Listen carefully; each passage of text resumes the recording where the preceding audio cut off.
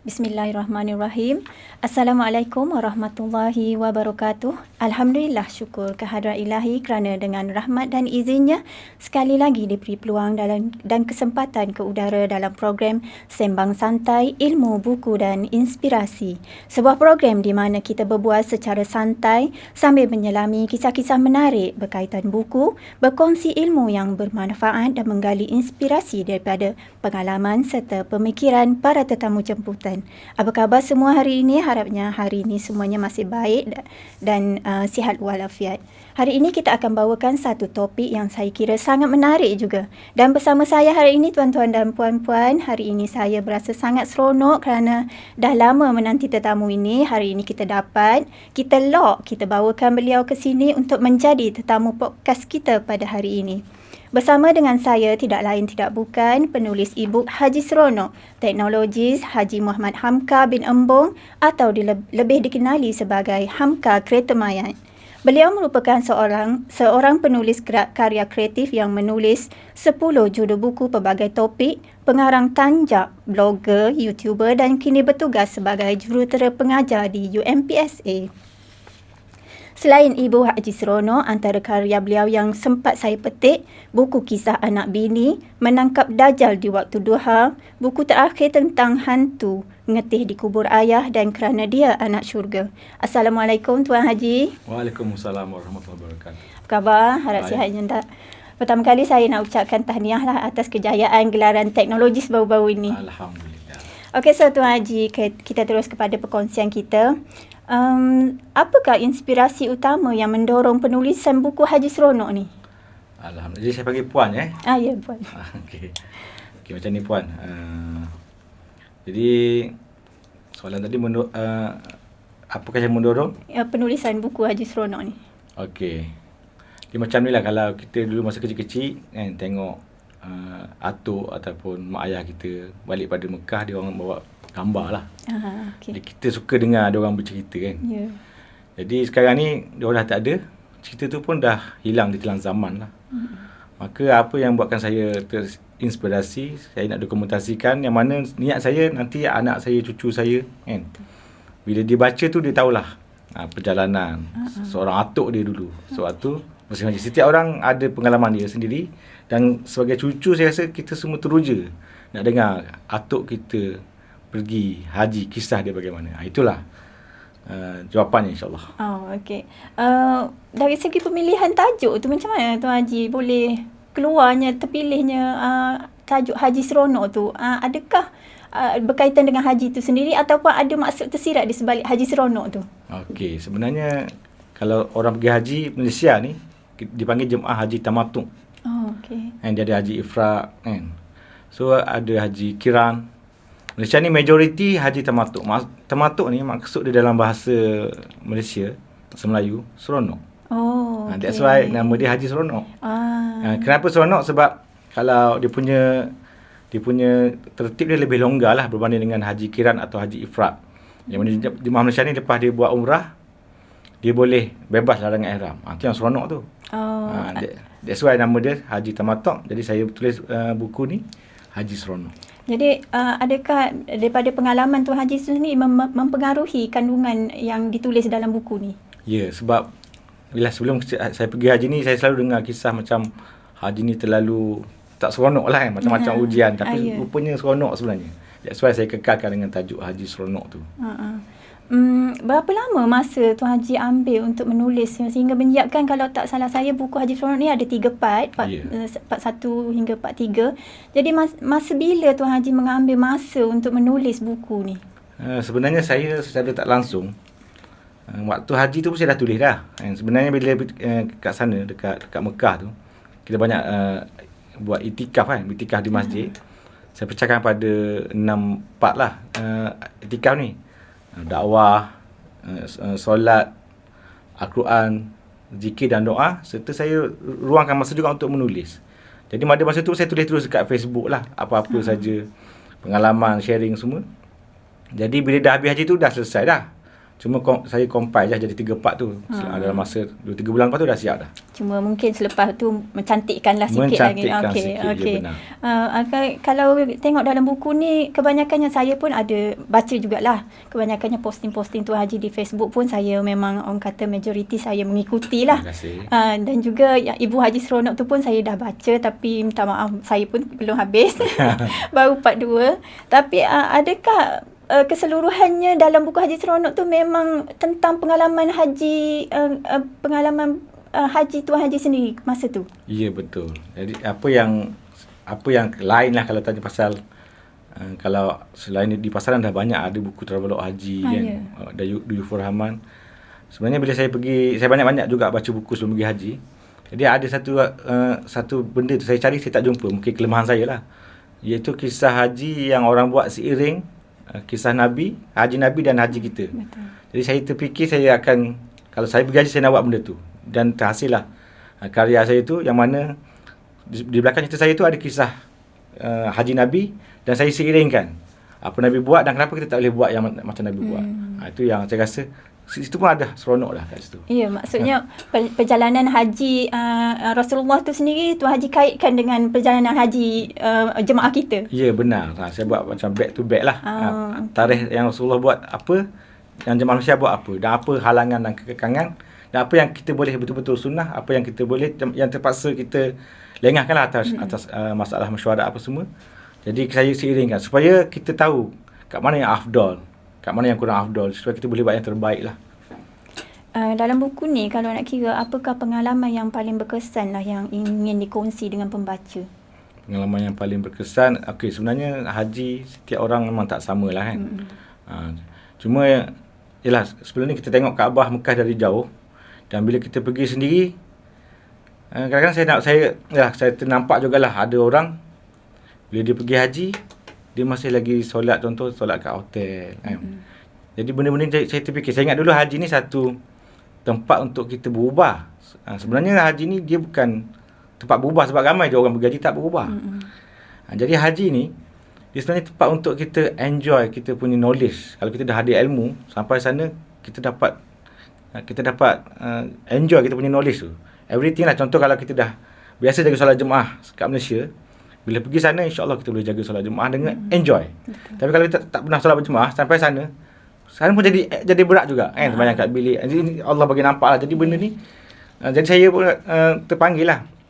Kalau orang cakap haji ni kita nak berubah, alhamdulillah Allah boleh ubah kan. Tapi kalau kita nak nikmati haji tu, kita kena knowledge start awal lagi, kita kena kumpul supaya sampai kat sana kita amal dengan seronok-seronoknya insya-Allah. Tapi memang betul lah ya Tuan Haji, kalau pergi haji ke umrah ke, mungkin ramai orang boleh pergi, tapi pengalaman setiap orang tu mesti berbeza-beza. Walaupun ikut dalam jemaah yang sama, rombongan yang sama, tapi pengalaman tu tetap berbeza ya Tuan Haji ya. Tetap berbeza.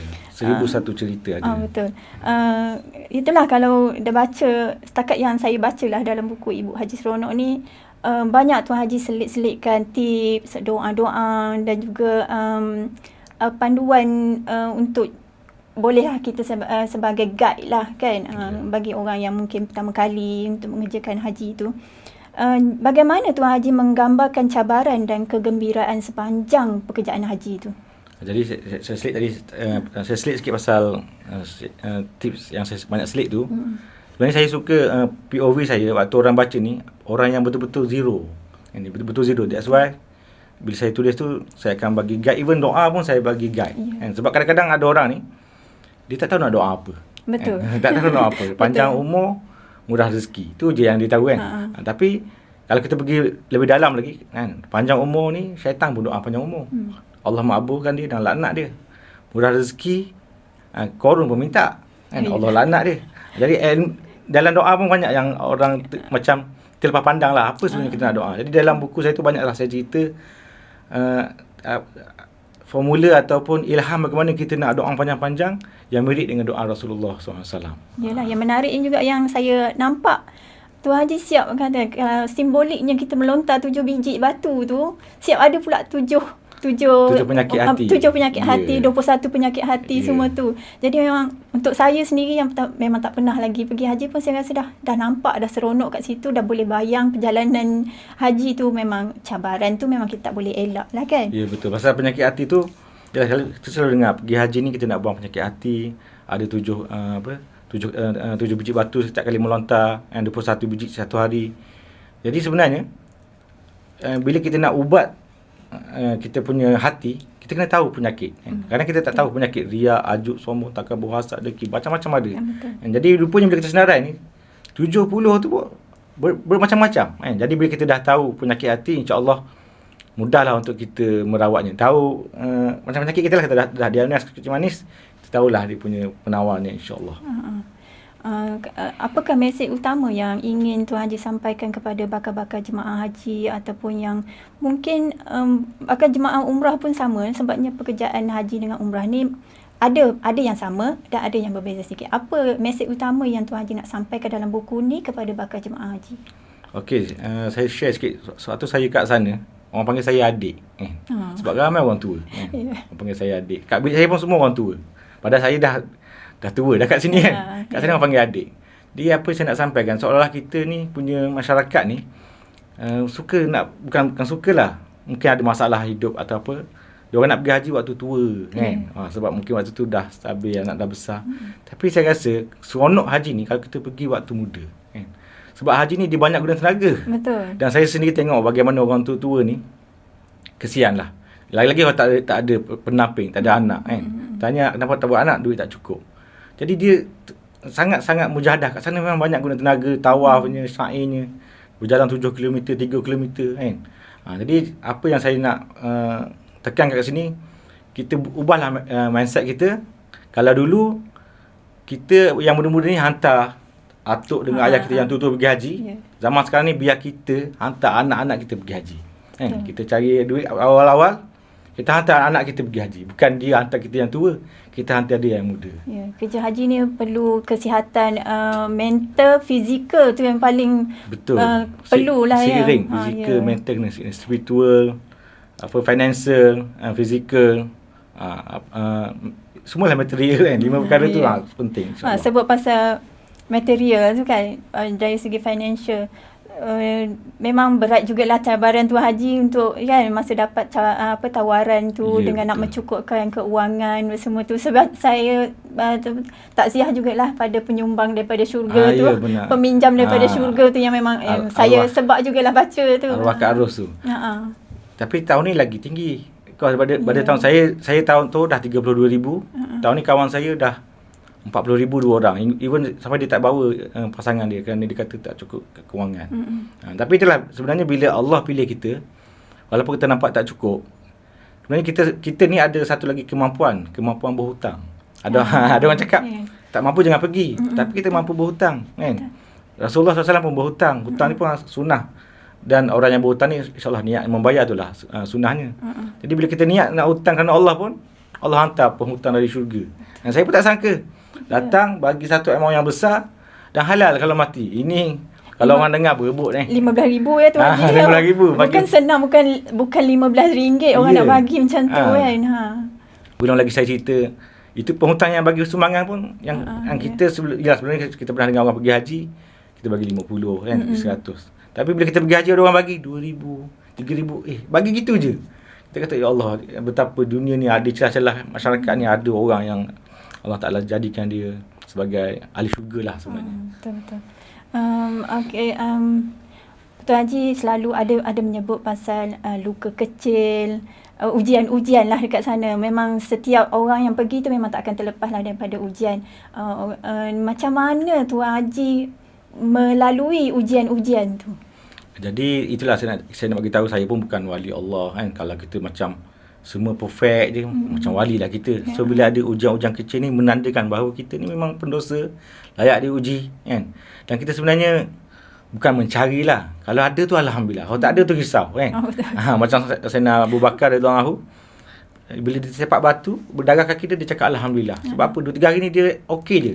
So bila ada hujan sikit dia cakap alhamdulillah. So waktu haji ni kita jangan nak perfect je kan, nak perfect, nak ambil package ni nak perfect je.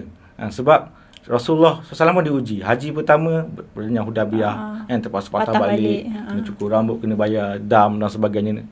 Jadi kita bukan cari, tapi kalau ada, alhamdulillah. Tu maknanya Allah Taala nak naikkan darjat kita. Yelah, sebab selepas ujian-ujian luka-luka kecil yang Tuan Haji hadapi dengan isteri tu, macam-macam hikmah yang Tuan Haji dapat kan.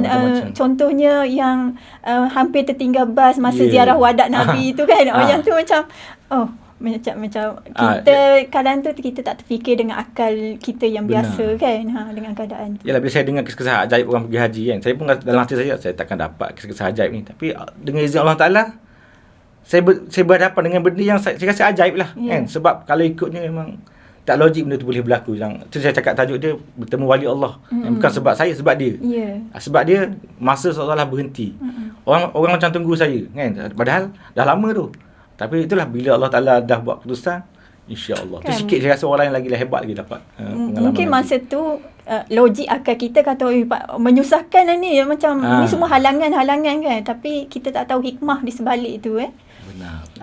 Okey, kalau nak kira pengalaman Tuan Haji ni, apa kisah-kisah yang rasa macam berbeza dengan kisah-kisah haji orang lain? Itulah, kalau nak cerita sebenarnya 1001 cerita kan. 1001 macam cerita lah ada yang berbeza. Dan itulah yang saya pilih-pilih, saya letak dalam Ibu Haji Sonok tu lah. Tuan-tuan, puan-puan boleh baca, promosi pula kan. Okey. Memang tujuan kita. Yang macam tadi cakap, kisah bertemu wali Allah, itu salah satunya lah. Dan juga ada macam kawan saya ada cerita juga kisah dia. Nak sampai di Arafah, telefon hilang. Nangis dia. Betul. Telefon satu benda yang penting lah. Nak cari isteri tak jumpa, nak duit kat situ, semua kat situ. Tapi bila habis je haji, orang pulang balik. Menangis lagi kan. Allah Ta'ala maha baik kan. Allah Ta'ala suruh, maknanya mungkin Allah Ta'ala punya mesej, kau jangan selfie, jangan nak nak ambil video sangatlah, jangan nak. Jadi Allah Ta'ala simpankan untuk dia. Jadi benda tu pun ajaib kan. Saya kata luka kecil yang mengajar kita sebenarnya. Mungkin saya nak share sikit lah juga kan. Macam ada jemaah yang sama dengan saya dululah masa buat umrah, dia boleh hilang beg masa tawaf. Jadi semua pasport, telefon, semua dokumen-dokumen penting semua dah hilang kat situ. Tapi kan kita nak ke Madinah, nak masuk Raudah tu kena ada nusuk kan, application nusuk tu. Jadi masa tu dia dah risau dah. Telefon dah tak ada dah, memang tak boleh masuk. Kebetulan dalam jemaah kita orang tu ada seorang makcik tua. Jadi ialah Allah gerakkan, dia pimpin makcik tu, dia dapat masuk, dia jalan dulu daripada kita orang. Itulah hikmahnya dia sebalik ujian untuk dia kan. Sedangkan kita ni mungkin tak ada sangat ujian masa tu, berebut-rebut jugalah nak masuk kan. Yelah, itu kadang-kadang macam kisah haji ni ada orang cakap dia jumpa malaikat tolong dia pimpin macam tu kan. Malaikat dekat tolak dia dekat Hajarul Aswad ke apa. Tapi kadang-kadang kita jadi malaikat tu sebenarnya. Kita tolong orang pun sebenarnya. Orang pun tiba-tiba tak sangka kan. Tengok orang tengah cari saf ke, kita tarik tangan dia masuk. Betul. Mungkin dia balik kat negara dia kata, ada malaikat tarik saya. Betul. Tapi kan Tuan Haji, kadang-kadang orang kata apa yang kita alami ni jangan cerita sangat ke orang, nanti jadi riak. Betul. Tapi macam mana sebenarnya kita, sebab saya ada juga baca yang Tuan Haji selitkan situ antara riak dengan syiar. Jadi macam mana kita nak bezakan apa yang kita cerita tu adalah syiar yang nak mengajak orang, bukannya kita nak menunjuk sangat pada orang yang kita ni mampu pergi semua tu. Macam mana Tuan Haji yang kita nak jaga itulah sebenarnya dalam Islam ni cantik ajaran dia.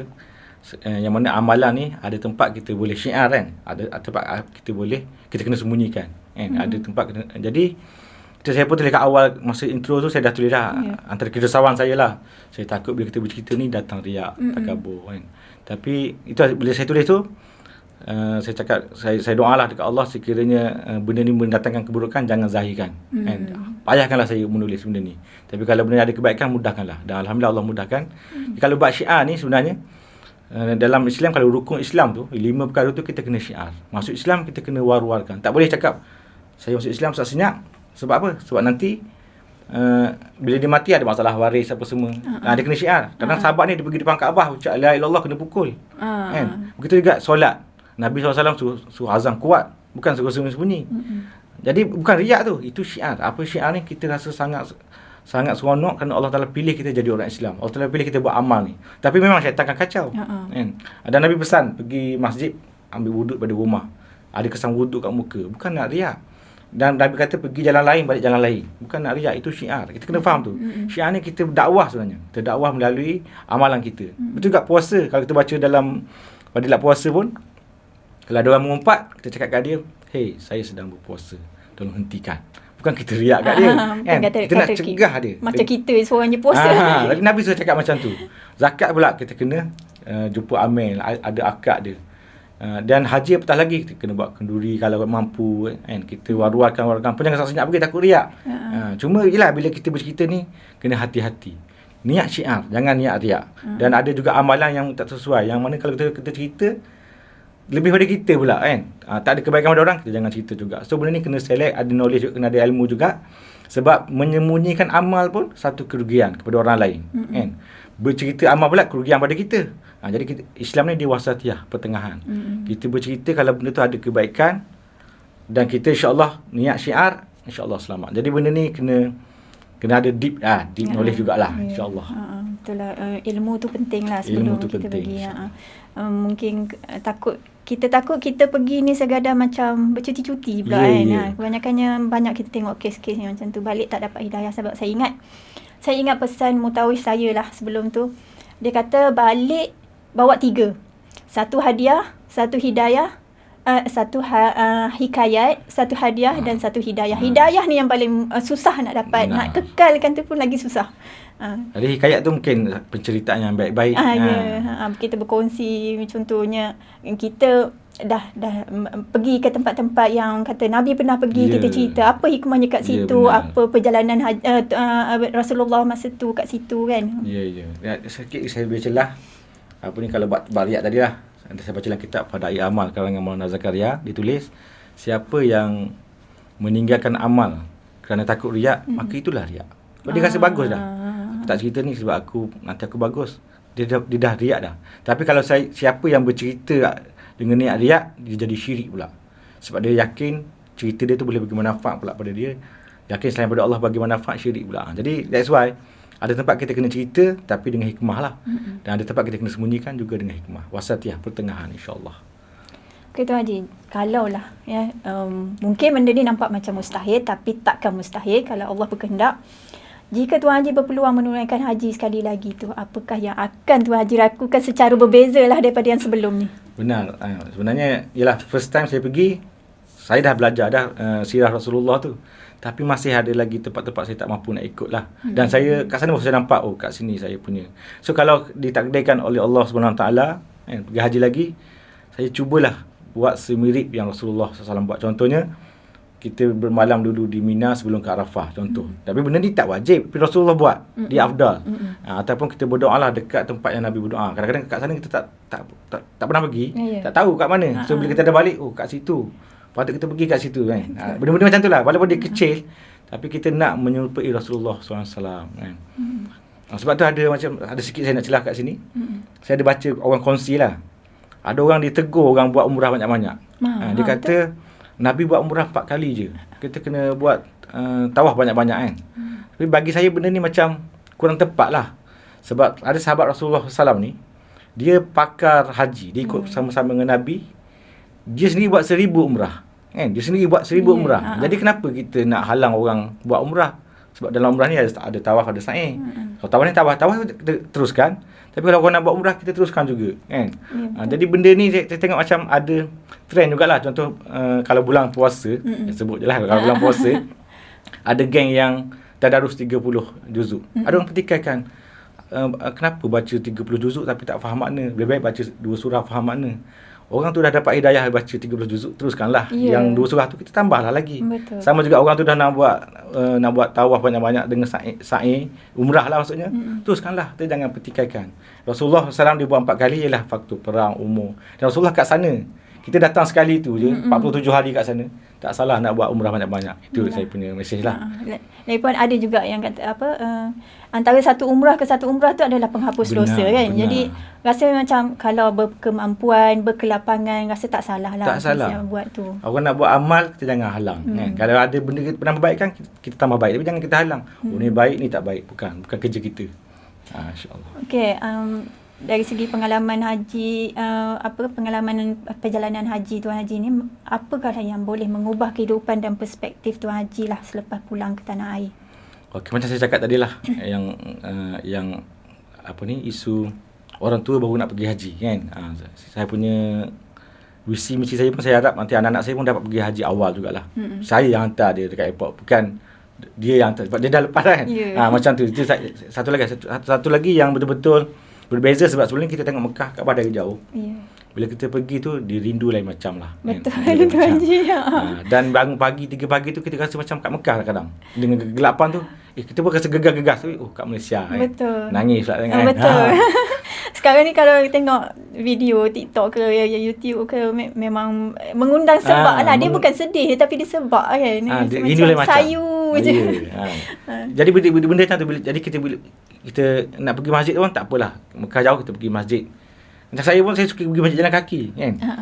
Sebab kita rasa pengalaman tu. Hotel jauh kan. Hotel jauh kan. Jadi kat kampung saya jalan kaki. Orang cakap apa, tak naik kenderaan. Jauh kan. Bagi dia 1 kilo tu jauh. Saya, kalau Mekah lagi jauh. Kita nak feeling tu. Melangkah kaki saya pun selepas saya baca juga tulisan-tulisan Tuan Haji, kan Tuan Haji kata kalau kita berjalan tu, niatkanlah kita untuk mudah. Kita berjalan ni mudah, kita nak tawaf, nak sa'i. Sekarang ni setiap kali buat benda tu macam kita brisk walk ke apa kan. Saya cakap pesan kat kawan-kawan juga. Kita niat. Nanti mana tahu ada rezeki kita pergi. Mudah untuk kita. Senaman tu kita niat terus. Saya nak pergi haji lagi ataupun nak pergi umrah lagi.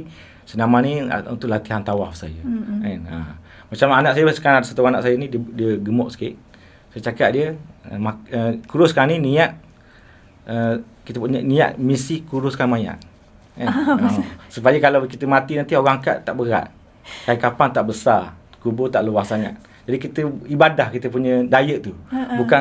Bukan diet ni sebab nak cantik kan, tak salah kan. Tapi biar kita niat supaya mudahkan mayat kita, pengurusan kita. Kalau kita mati esok, mayat kita dah kurus. Saya pun dah berisi juga ni. Jadi misi kuruskan mayat. Benda-benda ni lah kita niat kan, buat kerana Allah Subhanahu Wa Taala. Pemikiran tu macam seakan-akan dengan yang saya lah. Macam dulu cakap dengan suami, kita tukar pintu ni, kita besarkan, nanti susah orang nak bawa keluar mayat kan. Sebab ada pengalaman yang kita nampak kan. Kita lalui benda tu semua. Jadi kita kena fikir, aku nanti macam mana kan. Kita kena fikir macam tu. Betul, buat rumah pun fikir macam mana mudah nak keluar. Kadang senang orang nak tahlil kat sini. Betul. Walaupun rumah kecil je lah kan. Jadi setakat ni kita balik mula pasal kisah buku ni kan. Apa maklum balas paling bermakna yang diterima daripada pembaca-pembaca Tuan Haji? Okey, ialah bila saya dah menjual tu kan, ada orang feedback lah. Dan ada orang cakap dia pergi haji, lepas pergi haji baru dia baca e-book saya, dan dia cakap dia menyesal tak baca e-book tu sebelum pergi haji. Sebab ialah kadang-kadang kita ni sibuk waktu nak pergi haji tu kan. Kerana saya waktu pun sibuk, tapi memang kita sangat mengharapkan satu panduan yang boleh sangat membantu. Jadi saya punya design buku saya tu memang untuk jemaah haji Malaysia, tabung haji. Dan saya bagi tahu apa tabung haji buat dan apa yang Nabi buat. Kenapa tak sama kan. Saya tak salahkan tabung haji. Dia ada kekangan dia. Tapi jadi daripada situ kita boleh cari persamaan lah. Contoh, kalau ikut tabung haji, tawaf hari yang ke-7, ke-8 kan. Hari Rasulullah SAW hari pertama dah tawaf. Jadi kita kat sana macam mana nak buat? Ada cara dia. Kalau kita tua, tak wajib tak bagilah. Kalau kita pergi muda, okey, boleh pergi. Tapi jangan ramai-ramai sangat. Adalah cara-cara dia. Supaya kita dapat ikut cara Rasulullah SAW. Itu yang Tuan Haji, isteri dan ada beberapa orang rakan yang buat kan. Maknanya tak bersama dengan jemaah yang ramai tu. Maknanya pergi sendirilah, DIY sendirilah. Macam dia dalam DIY. Tu ada DIY pula. DIY pula kita ke arah sunnah. Dan kita pun tak naklah bebankan pengurusan tabung haji. Kita minta izin. Kita bukan buat sembrono. Minta izin dan dibenarkan, kita bergeraklah.